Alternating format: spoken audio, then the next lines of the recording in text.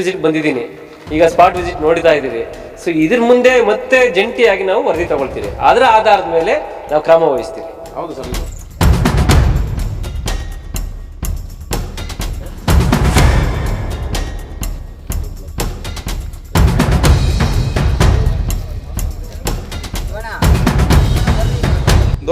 ಇಲ್ಲಿ ಏನಾಗಿದೆ ಎಲ್ಲ ಪರಿಶೀಲನೆ ಮಾಡಿದ್ದಾರೆ, ಸಂಬಂಧಪಟ್ಟ ಅಧಿಕಾರಿಗಳು ಕೂಡ ಅವ್ರಿಗೆ ಮಾಹಿತಿ ಕೊಟ್ಟಿದ್ದಾರೆ. ಇಲ್ಲೂ ಕೂಡ ಹೇಳಿದ್ದಾರೆ, ಯಾರೋ ಕೆಲ ಗ್ರಾಮಸ್ಥರು ಯಾರೋ 1-2 ಕುಟುಂಬದವರು ಆರೋಪ ಮಾಡ್ತಾ ಇರೋದ್ರಿಂದ ಅವ್ರ ಪೊಸಿಷನ್ ಅಲ್ಲಿ ಇರೋದಕ್ಕೆ ಅವ್ರಿಗೆ ಯಾವುದೇ ಒಂದು ದಾಖಲೆಗಳಿಲ್ಲ, ದಾಖಲೆ ರಹಿತ ಆರೋಪ ಮಾಡೋಂಥದ್ದು. ಆ ಒಂದು ವಿಚಾರನ ಇಟ್ಕೊಂಡು ಇವತ್ತು ಅಧಿಕಾರಿಗಳು ಮತ್ತೆ ನಾವು ರೀಸರ್ವೆ ಮಾಡ್ತೀವಿ ಅನ್ನೋದು ಸರಿಯಲ್ಲ.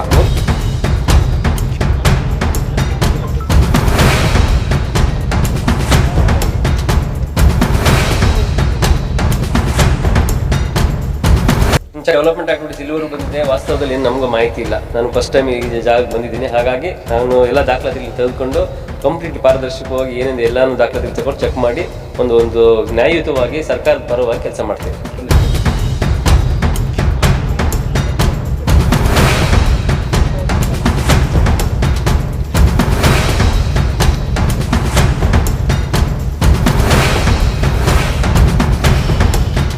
ಈ ಹೊಸಕೋಟೆ ತಾಲೂಕು ದೊಡ್ಡನೂರಳ್ಳಿ ಗ್ರಾಮದಲ್ಲಿ ಸರ್ಕಾರಿ ಭೂಮಿ ಒತ್ತುವರಿ ಆಗಿದೆ ಅಂತ ನಮಗೆ ಕಂಪ್ಲೇಂಟ್ ಬಂದಿತ್ತು. ಸಮುದಾಯದ ಮತ್ತು ಮುಖಂಡರುಗಳು ಮತ್ತು ಸಂಘಟನೆಯವರೆಲ್ಲ ಕಂಪ್ಲೇಂಟ್ ಮಾಡಿದರು. ಹಾಗಾಗಿ ಸ್ಥಳಕ್ಕೆ ಬಂದಿದ್ದೀರಿ. ಇಲ್ಲಿ ಕೂಡ ಸಾರ್ವಜನಿಕರು ಮತ್ತು ಗ್ರಾಮಸ್ಥರು ಸುಮಾರು ಜನ ಸೇರಿದ್ದಾರೆ. ಇಲ್ಲಿ ನಾವು ಕೂಡ ಪರಿಶೀಲನೆ ಮಾಡಿದಾಗೆ ಏನೇನು ನಮ್ಮ ಸ್ಕೆಚ್ ನಮ್ಮ ಸರ್ವೇಯರ್ ಕೊಟ್ಟಿದ್ರು ಅದನ್ನೆಲ್ಲ ನಾವು ಚೆಕ್ ಮಾಡಿದ್ದೀರಿ. ಯಾವ್ದು ಒತ್ತುವರಿ ಆಗಿದೆ ಏನಂತ ಹೇಳಿ ರಾಜಕಾಲುವೆಗಳಾಗ್ಬೋದು, ಮತ್ತು ಸಣ್ಣ ಸಣ್ಣ ವಾಟರ್ ಬಾಡೀಸ್ ಆಗ್ಬೋದು, ಮತ್ತು ಗೋಮಾಳ ಜಮೀನು ಆಗ್ಬೋದು, ಸ್ಮಶಾನ ಜಾಗ ಆಗ್ಬೋದು ಒತ್ತುವರಿ ಆಗಿದೆ ಅಂತ ಇವರು ಆರೋಪ ಮಾಡಿದ್ದಾರೆ. ಆ ಕಾರಣಕ್ಕೆ ಸ್ಥಳಕ್ಕೆ ಬಂದು ಪರಿಶೀಲನೆ ಮಾಡಿದ್ದೀರಿ. ಈಗ ನಮ್ಮ ಸರ್ವೇಯರು ಮತ್ತು ನಮ್ಮ ಅಧಿಕಾರಿಗಳ ಜೊತೆ ಚರ್ಚೆ ಮಾಡಿ ಈಗ ಮುಂಚೆ ಕನ್ವರ್ಷನ್ ಮಾಡಬೇಕಾದ್ರೆ ಯಾವ ಥರ ಯಾರು ಅಪ್ರೂವಲ್ ಕೊಟ್ಟರು, ಯಾವ ಥರ ಆಗಿತ್ತು, ಅವತ್ತಿಗೆ ಏನು ಸರ್ಕಾರಿ ಜಾಗ ಒತ್ತುವರಿ ಇದ್ದರೂ ಕೂಡ ಯಾವ ಥರ ಕನ್ವರ್ಷನ್ ಆಯಿತು ಏನು ಅನ್ನೋದ್ರ ಬಗ್ಗೆ ನಾವು ಕೂಲಂಕುಷವಾಗಿ ಚೆಕ್ ಮಾಡ್ತೀರಿ. ಈ ಹಂತದಲ್ಲಿ ನಾವು ಏನೋ ಡೆವಲಪ್ಮೆಂಟ್ ಆಗಿರೋದ್ರಿಂದ ಈ ಹಂತದಲ್ಲಿ ಏನು ಮುಂಚೆ ವರದಿಗಳು ಕೊಟ್ಟಿದ್ರು, ಯಾವ ವರದಿಗಳ ಆಧಾರದ ಮೇಲೆ ಇವೆಲ್ಲ ಇಲ್ಲಿವರೆಗೂ ತಂದಿದ್ದಾರೆ, ಕನ್ವರ್ಷನ್ ಆಯಿತು ಅನ್ನೋದನ್ನ ಚೆಕ್ ಮಾಡಿ ಒತ್ತುವರಿ ಆಗಿದ್ದಲ್ಲಿ ಖಂಡಿತ ಅದನ್ನ ಒತ್ತುವರಿ ಬಿಡಿಸ್ಕೊಳ್ಳೋದು ಕಾರ್ಯಕ್ರಮ ನಾನು ಮಾಡ್ತೀನಿ. ಸರ್ವೆ ಮಾಡಿದ್ದಾರೆ, ಸ್ಕೆಚ್ ಎಲ್ಲ ಮಾಡಿದ್ದಾರೆ, ಇದು ತಮ್ಮ ಗಮನಕ್ಕೆ ಬಂದಿದೆ ಸರ್? ಸ್ಕೆಚ್ ಬಂದಿದೆ, ಬಟ್ ಸ್ಕೆಚ್ ಕೊಡಬೇಕಾದ್ರೆ ಅಲ್ಲಿರ್ತಕ್ಕಂಥ ಆರೋಪಗಳು ಏನಪ್ಪ ಅಂದರೆ, ಸ್ಕೆಚ್ ಮಾಡಬೇಕಾದ್ರೆ ಎಲ್ಲರೂ ಕೂಡ ಇಲ್ಲೇನು ಸ್ಟೇಕ್ ಹೋಲ್ಡರ್ಸ್ ಅಂತ ಇದ್ದಾರೆ, ಇದರಲ್ಲಿ ಯಾರು ಬಾಧಿತರು ಇದ್ದಾರೆ ಅವ್ರಿಗೆಲ್ಲರೂ ಕೂಡ ಮಾಹಿತಿ ಇರಲಿಲ್ಲ ಅಂತ ಅವತ್ತಿಗೆ ನಮ್ಗೆ ನೋಟಿಸ್ ಕೊಡಲಿಲ್ಲ, ನಮ್ಮ ಗಮನಕ್ಕೆ ತರದೆ ಏಕಾಏಕಿ ಏಕಪಕ್ಷೀಯವಾಗಿ ಸರ್ವೆ ಮಾಡ್ಕೊಂಡು ಹೋಗಿ ಸ್ಕೆಚ್ ಮಾಡಿದ್ದಾರೆ ಅನ್ನೋದು ಆರೋಪ ಬಂದಿತ್ತು. ಆ ಕಾರಣಕ್ಕೆ ನಾನು ಸ್ಥಳ ಪರಿಶೀಲನೆಗೆ ನೇರವಾಗಿ ನಾನೇ ಬಂದಿದ್ದೀನಿ. ಈಗ ಮತ್ತೆ ಇನ್ನೊಂದ್ಸರಿ ಅದಕ್ಕೆ ರೀಸರ್ವೆ ಮಾಡಿಸ್ತೀನಿ. ನಾನು ರೀಸರ್ವೆ ಮಾಡಿದಾಗ ಮತ್ತೆ ಏನಾದರೂ ನಮ್ಮ ಸರ್ಕಾರಿ ಗೋಮಾಳ ಜಮೀನುಗಳು ಏನಾದರೂ ಒತ್ತುವರಿ ಆಗಿತ್ತು ಅಂತಂದರೆ ಕೂಲಂಕುಷವಾಗಿ ಅದನ್ನು ಬಿಡಿಸುವಂಥ ಜವಾಬ್ದಾರಿ ನಾವು ಕಂದಾಯ ಇಲಾಖೆ ತೆಗೆದುಕೊಳ್ತೀವಿ. ರೀಸರ್ವೆ ಅಂದರೆ ಈಗ ಅಧಿಕಾರಿಗಳೇ ನಿಮ್ಮ ಸರ್ಕಾರಿ ಅಧಿಕಾರಿಗಳೇ ಮಾಡೋದು. ರೀಸರ್ವೆ ಅಂದರೆ ಏನು ಜಂಟಿ ಸರ್ವೆ ಮಾಡ್ತೀರಾ ಅಥವಾ? ಜಂಟಿ ಸರ್ವೆನೇ ನಮ್ಮ ಪಂಚಾಯತಿಂದ ಆಗ್ಬೋದು. ಈಗ ಆಲ್ರೆಡಿ ಕನ್ವರ್ಷನ್ ಆಗಿರೋದ್ರಿಂದ ಪಂಚಾಯತಿಯವರಾಗ್ಬೋದು, ನಮ್ಮ ರೆವಿನ್ಯೂ ಇಲಾಖೆಯವರಾಗ್ಬೋದು ಮತ್ತು ಸರ್ವೆ ಇಲಾಖೆಯಿಂದ 3 ಬಂದು ನಾವು ಜಂಟಿ ಸರ್ವೆ ಮಾಡಿ ಮತ್ತೆ ಅಧಿಕೃತವಾಗಿ ಒಂದು ಸರ್ವೆ ತೆಗೆದುಕೊಂಡು ಆ ಆಧಾರದ ಮೇಲೆ ಒತ್ತುವರಿ ಆಗಿದ್ದಲ್ಲಿ ನಾವು ಬಿಡಿಸ್ಕೊಡ್ತೀವಿ. ಸ್ಕೆಚ್ ಎಲ್ಲ ಕೊಟ್ಟಿದ್ದಾರೆ ಅಂತ ಮಾಹಿತಿ ಸರ್, ಅಧಿಕಾರಿಗಳೆಲ್ಲ ಸ್ಕೆಚ್ ಮಾಡಿ ರೆಡಿ? ಹೌದು, ಆ ಸ್ಕೆಚ್ ಅದನ್ನೇ ಆರೋಪ ಇರೋದೇ ಅದು. ಸ್ಕೆಚ್ ಮಾಡಬೇಕಾದ್ರೆ ಎಲ್ಲರಿಗೂ ಇದು ಬಾಧಿತರು ಯಾರಿದ್ದಾರೆ, ಇದು ಅಕ್ಕಪಕ್ಕ ಯಾರಿದ್ದಾರೆ, ಸಂಬಂಧಪಟ್ಟವ್ರಿಗೆ ಎಲ್ಲರೂ ಕೂಡ ಗಮನಕ್ಕೆ ತರದೆ ನೋಟಿಸ್ ಕೊಡದೆ ಮಾಡಿದ್ದಾರೆ ಅನ್ನೋದು ಆರೋಪ. ಸ್ಥಳೀಯರು ಆಗ್ಬೋದು, ಗ್ರಾಮಸ್ಥರಾಗ್ಬೋದು, ಇಲ್ಲೇ ಇದ್ದಾರೆ, ಗ್ರಾಮಸ್ಥರಲ್ಲಿ ನಂಗೆ ಬಂದು ಕಂಪ್ಲೇಂಟ್ ಕೊಟ್ಟರು ಇಲ್ಲೇ ಇದ್ದಾರೆ. ಸೊ ಅವರೆಲ್ಲ ಹೇಳ್ತಾ ಇರೋದು ಏನಪ್ಪ, ಏಕಪಕ್ಷೀಯವಾಗಿ ನೀವು ಸರ್ವೆ ಮಾಡಿಸಿದ್ದೀರಾ ಅಂತ. ನೋಡಿ ಅಲ್ಲೇ ಇದ್ದಾರೆ, ಈಗ ಎಲ್ಲೆಲ್ಲ ಬಂದಿದ್ದಾರೆ, ಗೊಂದಲ ಇದೆ. ಅದಕ್ಕೆ ಈಗ ಗೊಂದಲ ಇರೋದ್ರಿಂದ ಅದಕ್ಕೆ ಈಗ ಗೊಂದಲ ಇರೋ ವಿಸಿಟ್ ಬಂದಿದ್ದೀನಿ, ಈಗ ಸ್ಪಾಟ್ ವಿಸಿಟ್ ನೋಡ್ತಾ ಇದ್ದೀರಿ. ಸೊ ಇದ್ರ ಮುಂದೆ ಮತ್ತೆ ಜಂಟಿಯಾಗಿ ನಾವು ವರದಿ ತಗೊಳ್ತೀವಿ, ಅದರ ಆಧಾರದ ಮೇಲೆ ನಾವು ಕ್ರಮ ವಹಿಸ್ತೀವಿ. ಹೌದು ಸರ್. ಮೇಲ್ನೋಟಕ್ಕೆ ಕೇಳೋದಕ್ಕಾಗಲ್ಲ, ಈಗ ಕನ್ವರ್ಷನ್ ಆಗೋದ್ರಿಂದ ಯಾವ ಜಾಗ ಏನಂತ ಇಲ್ಲಿ ಸ್ವರೂಪ ಕಳ್ಕೊಂಡಿದೆ. ಸೊ ಹಾಗಾಗಿ ಸ್ವರೂಪ ನಮ್ಮ ಈ ಸ್ವರೂಪ ನೋಡ್ಕೊಂಡು ನಾವು ಹೇಗೆ ಹೇಳೋಕ್ಕಾಗಲ್ಲ ಒತ್ತುವರಿ ಆಗಿದೆಯಾ ಇಲ್ಲ ಅನ್ನೋದನ್ನ. ಯಾಕಪ್ಪ ಅಂದರೆ ನಾರ್ಮಲ್ ಆಗಿ ನೀವು ವ್ಯವಸಾಯ ಭೂಮಿ ಆದರೆ ಗೊತ್ತಾಗ್ತಾ ಇತ್ತು. ಈಗ ಸರ್ವೆ ಮಾಡ್ಬೇಕು ನಾವು. ಆ ಸರ್ವೆ ಅದೇ ಆರೋಪಗಳು ಇದೆಯಲ್ಲ. ಈಗ ನೀವೇನು ಹೇಳ್ಬೇಕಂತ ತಿಳ್ಕೊಂಡಿದ್ರೆ ನೀವು ಹೇಳ್ಸ್ಬಿಟ್ಟು ನಾನು ಅದನ್ನೇ ಹೇಳ್ಬಿಡ್ತೀನಿ. ಇಲ್ಲ ಸರ್, ನೀವೇ ಹೇಳಿ. ಅದಕ್ಕೆ 3 ಸರಿ ಹೇಳಿದ್ದೀನಿ ನಾನು, 3 ಸರಿ ಹೇಳಿದ್ದೀನಿ. ಏಕಪಕ್ಷೀಯವಾಗಿ ಗ್ರಾಮಸ್ಥರು ಮಾಡ್ತಾರೋ ಆರೋಪ ಏನಂತಂದ್ರೆ ಸರ್ವೆ ಆಗಿದೆ, ಸ್ಕೆಚ್ ಆಗಿದೆ. ಗ್ರಾಮಸ್ಥರು ಗ್ರಾಮಸ್ಥರು ಒಂದ್ ಪಾರ್ಟಿ ಅಲ್ಲ, ಇಲ್ಲಿ ಗ್ರಾಮಸ್ಥರು 3-4 ಪಾರ್ಟಿಗಳು ಇದ್ದಾರೆ. ಅಂದ್ರೆ ಇದು ಒತ್ತುವರಿ ಆಗಿದೆ ಅನ್ನೋರು ಇದ್ದಾರೆ, ಆಗಿಲ್ಲ ಅನ್ನೋರು ಇದ್ದಾರೆ, ಸ್ಮಶಾನ ಇದೆ ಅನ್ನೋರು ಇದ್ದಾರೆ, ನಿಮ್ ಕಣ್ಣು ಮುಂದಿನ ಸ್ಮಶಾನ ಇಲ್ಲ ಅನ್ನೋರು ಇದ್ದಾರೆ. ಹಾಗಾಗಿ ಭಿನ್ನ ಅಭಿಪ್ರಾಯಗಳಿದ್ದಾವೆ. ಸೊ ಮಿಶ್ರ ಅಭಿಪ್ರಾಯ ಇರೋದ್ರಿಂದ ನಾವು ಮತ್ತೆ ಜಂಟಿಯಾಗಿ ಅಳತೆ ಮಾಡಿಸ್ತೀರಿ. ಅದು ಅವಾಗ ನೋಡ್ಬಿಟ್ಟು ಅದು ಏನಿದೆ ಅದನ್ನ ಟ್ರಾನ್ಸ್ಪರೆಂಟ್ ನಾವು ಮಾಡೋಂಥ ಕೆಲಸ ನಾವು ಮಾಡ್ತೀವಿ. ನಮ್ಮದು ಊರು ಗ್ರಾಮಸ್ಥರು ಒತ್ತಾಯಿಸಿರೋದಕ್ಕೆ ನಾವು ಸಿದ್ಧ ಇದ್ದೀವಿ. ನಿಮ್ಮ ಒಂದು ಮಾಹಿತಿಗೆ ನಾವು ಸದಾ ಕಾಯ್ತಾ ಇರ್ತೀವಿ. ಅವತ್ತು ಏನು ಇತ್ಯರ್ಥ ಆಗೋ ತನಕ, ತೆರವುಗೊಳಿಸೋ ತನಕ ಈ ಸಂಬಂಧಪಟ್ಟಂತ ನಾವು ಏನು ಆರೋಪ ಮಾಡ್ತಾ ಇದ್ದೀರಿ, ಈ ಜಾಗದಲ್ಲಿ ಯಾವುದೇ ಡೆವಲಪ್ಮೆಂಟ್ ಕೆಲಸ ಆಗಬಾರ್ದು ಅನ್ನೋದು ನಮ್ಮ ವಿಚಾರ.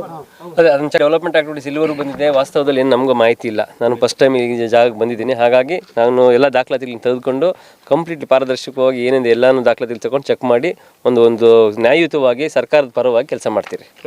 Thank you. ಕೂಡ ತಮ್ಮಕ್ಕೆ ಬಂದಿದ್ದಾರೆ, ಈ ಒಂದು ಆಶ್ವಾಸನೆ ಕೊಟ್ಟಿದ್ದಾರೆ. ಇದ್ರ ಬಗ್ಗೆ ನಿಮ್ಮ ಅಭಿಪ್ರಾಯ? ನೋಡಿ, ಈಗಾಗಲೇ ದೊಡ್ಡನಲ್ಲೂರಳ್ಳಿ ಗ್ರಾಮ, ಹೊಸಕೋಟೆ ತಾಲೂಕು ದೊಡ್ಡನಲ್ಲೂರು ಗ್ರಾಮದಲ್ಲಿ ಏನು ಸರ್ಕಾರಿ ಜಾಗ ಒತ್ತುವರಿ ಮಾಡಿದ್ದಾರೆ ಅಂತೇಳಿ ಗ್ರಾಮಸ್ಥರೆಲ್ಲ ಬಂದು ನಮಗೆ ಕರ್ನಾಟಕ ಮಹಾಜನಸೇನೆಗೆ ಒಂದು ದೂರು ಕೊಡ್ತಾರೆ. ಆ ದೂರಿನ ಮುಖೇನ ನಾವು ಈಗಾಗಲೇ ಮಾನ್ಯ ದಂಡಾಧಿಕಾರಿಗಳಿಗೆ ಕಾನೂನುಬದ್ಧವಾಗಿ ನಾವು ಲೆಟ್ರ್ ಕೊಟ್ಟಿರ್ತೀವಿ. ನೋಡಿ ಸ್ವಾಮಿ, ಈ ರೀತಿ ಸರ್ಕಾರಿ ಜಾಗ ಒತ್ತುವರಿ ಆಗಿದೆ, ಅದಕ್ಕೆ ಸಂಬಂಧಪಟ್ಟಂತೆ ತಾವು ಸ್ಥಳಕ್ಕೆ ಭೇಟಿ ನೀಡಿ ಸರ್ವೆ ಮಾಡಿ ಏನು ಸರ್ಕಾರಿ ಜಾಗ ಒತ್ತುವರಿ ಆಗಿದೆ ಅದನ್ನು ತೆರವುಗೊಳಿಸುವಂಥ ಕೆಲಸ ಮಾಡಬೇಕು ಅಂತೇಳಿ ನಾವು ಈಗಾಗಲೇ ತಹಸೀಲ್ದಾರ್ ಕೊಟ್ಟಂಥ ಸಂದರ್ಭದಲ್ಲಿ ಅವರೇ ಆದೇಶದ ಮೇರೆಗೆ, ಅವ್ರು ಮಾಡಿರೋಂಥ ಆದೇಶದ ಮೇರೆಗೆ ಸಂಬಂಧಪಟ್ಟಂಥ ಅಧಿಕಾರಿಗಳು ಬಂದು ಸರ್ವೆ ಮಾಡಿರ್ತಾರೆ. ಅದನ್ನು ವಿತ್ ಮಾಧ್ಯಮಗಳ ಮೂಲಕ ನಾವು ಮಾಡಿಸಿರ್ತೀವಿ.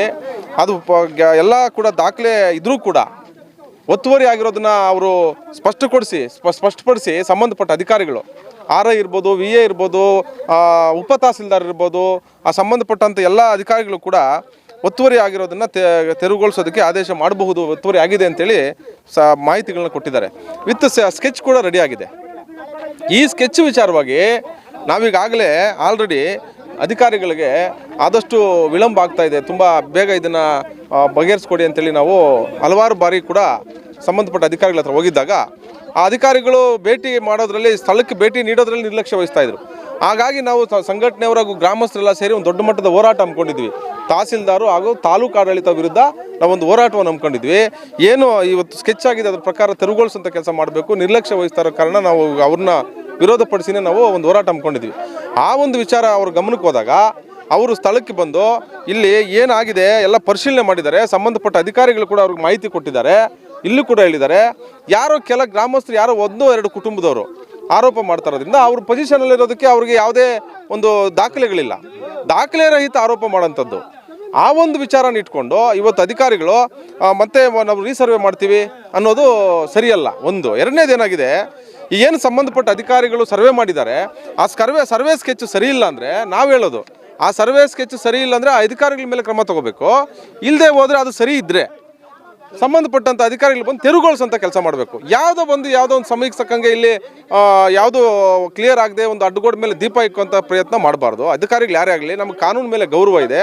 ಆ ಕಾನೂನು ರೀತಿ ನಾವು ಇಷ್ಟು ಜನ ಊರಿನ ಗ್ರಾಮಸ್ಥರು, ರೈತರು, ಸ್ಮಶಾನಕ್ಕೆ ದಾರಿ ಇಲ್ಲ, ಇಲ್ಲಿ ಬರೋವಂಥ ದಾರಿಗಳು ಏನು ಈ ರಾಜಕಾಲುವೆಗಳಿದೆ ಅವೆಲ್ಲ ಮುಚ್ಚಾಕಿದ್ದಾರೆ. ನಾಳಿನ ದಿವಸ ಮಳೆ ಬಂದರೆ ಆ ನೀರೆಲ್ಲ ಊರಿನ ಗ್ರಾಮಸ್ಥರ ಮನೆಗಳ ಮೇಲೆ ಹೋಗ್ತದೆ. ಆಶ್ರಯ ಯೋಜನೆಯಲ್ಲಿ ಇಲ್ಲಿ 1 ಎಕರೆ 1 ಗುಂಟೆ ಮಾಡಿದ್ದಾರೆ. ಆಶ್ರಯ ಯೋಜನೆಯಲ್ಲೂ ಕೂಡ 35 ಅಡಿ ರೋಡು ಆ ಲೇಔಟ್ಗೆ ಸಂಬಂಧಪಟ್ಟಿದ್ದಂಗೆ ಮಾಡಿದ್ದಾರೆ. ಹಾಗಾಗಿ ಪೂರ್ತಿ ದಾಖಲೆ ನಮ್ಮ ಹತ್ರ ಇದೆ. ಈಗ ಮಾನ್ಯ ತಹಸೀಲ್ದಾರ್ ಅವರು ಹೇಳಿಕೆ ಕೊಟ್ಟಿರೋ ಪ್ರಕಾರ ಅವರು ಜಂಟಿ ಸರ್ವೆ ಮಾಡೋದಾದರೆ ನಾವು ಅದಕ್ಕೇನು ಅಭ್ಯಂತರ ಇಲ್ಲ. ನಾವು ಯಾರಿಗೂ ಕೂಡ ಇಲ್ಲಿ ಸರ್ಕಾರಿ ಜಾಗವನ್ನು ಕೇಳ್ತಾ ಇದ್ದೀವಿ ಬಿಟ್ಟರೆ ಯಾವುದೇ ಬಂಡವಾಳಶಾಹಿಗಳ ಜಾಗ ನಾವು ಕೇಳ್ತಾ ಇಲ್ಲ.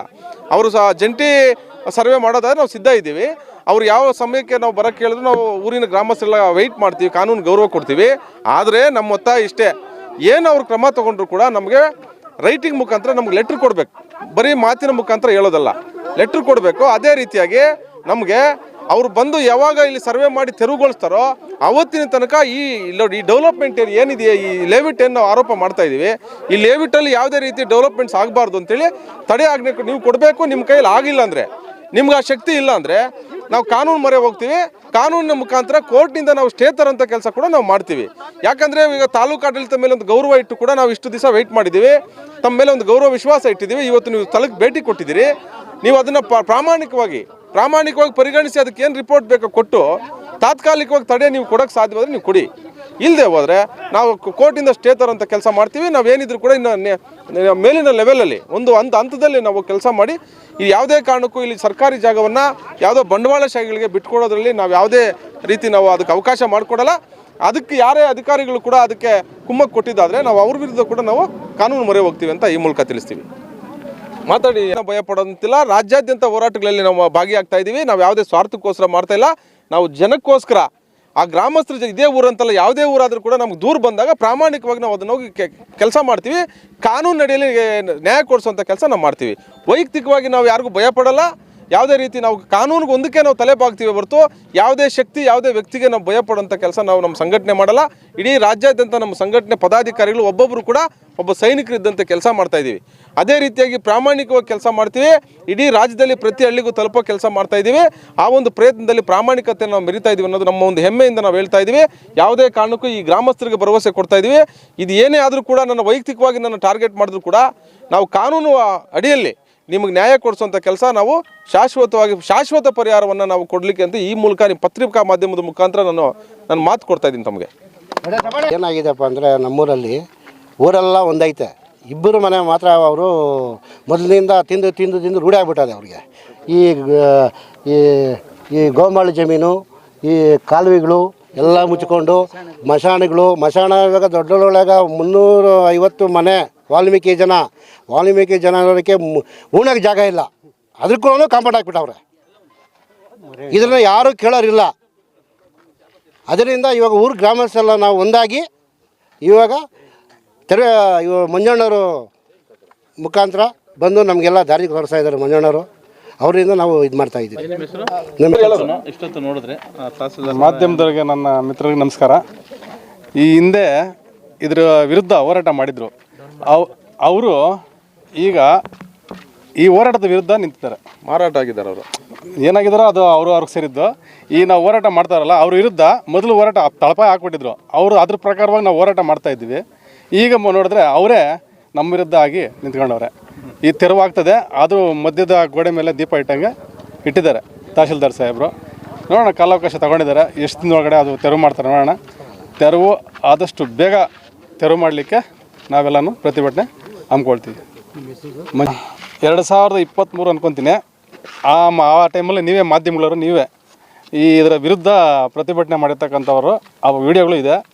ಅವರು ಈಗ ನಮ್ಮ ಕಡೆ ಇಲ್ಲ, ಅವರು ಡೆವಲಪರ್ಸ್ ಕಡೆ ಇದ್ದಾರೆ. ಹಾಗಾಗಿ ನೀವೇ ಮಾಧ್ಯಮಗಳ ಮುಖಾಂತರ ತೋರಿಸ್ಬೇಕು ಅದನ್ನು. ಆ ಹಿಂದೆ ಏನು ಮಾಡ್ತಾಯಿದ್ರು, ಇವಾಗ ಯಾರು ಹೋರಾಟ ಮಾಡ್ತಾವ್ರೆ ಅದನ್ನು ಸ್ವಲ್ಪ ಎತ್ತಿ ಹಿಡಿದು ತೋರಿಸ್ಬೇಕಾಗುತ್ತೆ.